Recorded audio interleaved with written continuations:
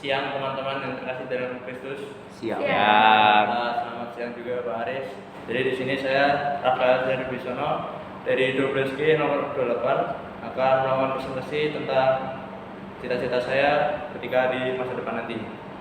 Jadi di sini saya memiliki cita-cita sebagai Presiden Indonesia, mahal mewah. Lalu pengertian dari presiden yang saya tahu itu adalah suatu kepala negara atau kepala pemerintahan di suatu negara memiliki sistem pemerintahan presidensial atau semi presidensial.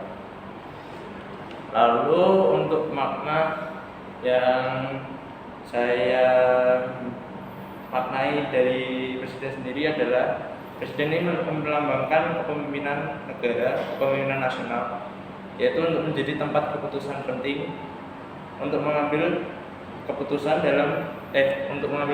untuk kesejahteraan masyarakat, lalu untuk pertahanan negara dan juga posisi negara di dunia internasional.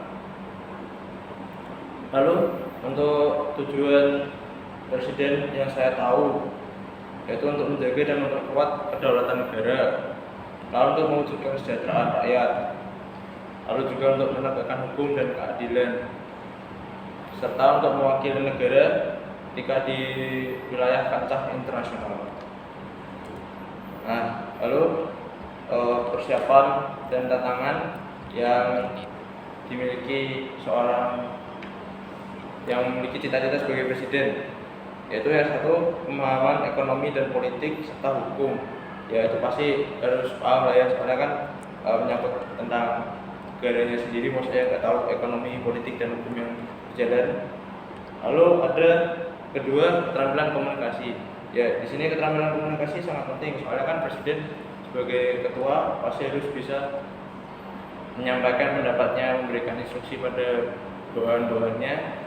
Ya itu dibutuhkan skill komunikasi yang cukup baik sehingga bawahannya atau rekan yang diajak ngomong itu langsung paham apa yang dia maksud. Lalu untuk tantangannya sendiri ada tekanan politik. Ya ini sudah pasti jelas karena di politik sendiri itu kan pasti sangat chaos, sangat kacau. Juga orang-orangnya kan orang-orang yang kuat, orang-orang yang berkuasa.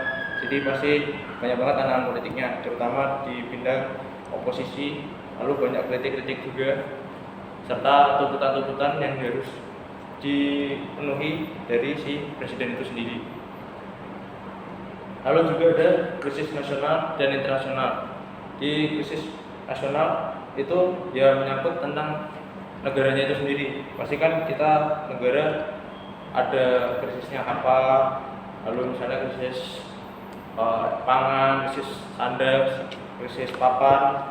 Lalu di krisis internasional ada mungkin pembulian, lalu ada cyber activity, lalu ya masih banyak lagi lah. Lalu yang terakhir yang penting korupsi dan birokrasi. Ya di negara kita sendiri itu kan pasti masih marak yang dengan namanya korupsi dan birokrasi. Jadi menurut saya tantangan sebagai presiden di masa depan itu untuk menyingkirkan si korupsi dan birokrasi ini sendiri.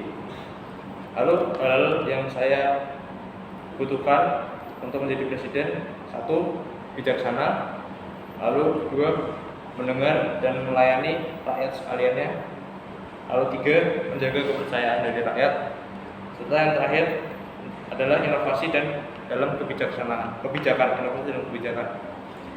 Ya begitu, sekian presentasi dari saya. Mungkin ada pertanyaan dari sahabat. Oke, pertanyaan L. Saya ada pertanyaan.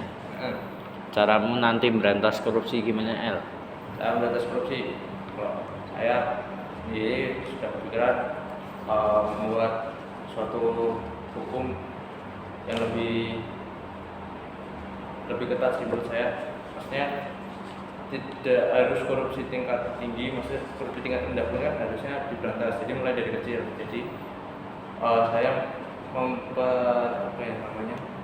hukumnya tuh banyak, hukumannya pasti diperpanjang, lalu diberatkan, serta kita sejak dini sudah memberikan sosialisasi pada anak-anak di masa depan. Jadi maksudnya kita sudah memberikan sosialisasi sejak SD atau sejak SMP, sehingga mereka kedepannya tuh paham apa itu korupsi, apa itu keuangan, jadi mereka tidak akan melakukan kebijakan sembarangan. Thank you. Ada lagi? Oh, L. Ya, Kenapa cita-citanya pengen jadi presiden? ya, itu pertanyaan yang bagus. Saya ingin jadi presiden soalnya saya melihat dari apa ya, berita-berita sekarang itu kan presiden pasti sangat diperlukan untuk menjaga keseimbangan negara, menjaga tatanan negara. Lalu saya melihat suasana di negara Indonesia ini kan masih ya belum terlalu bagus lah. Saya pengen buat menjadi presiden supaya negara kita ini menjadi semakin maju, semakin tertata kehidupannya, supaya masyarakatnya itu juga semakin nyaman hidupnya. Lalu saya juga ingin menjadi presiden Katolik pertama di Indonesia. Asik. Oke, sekian dari saya. Thank you, Pak.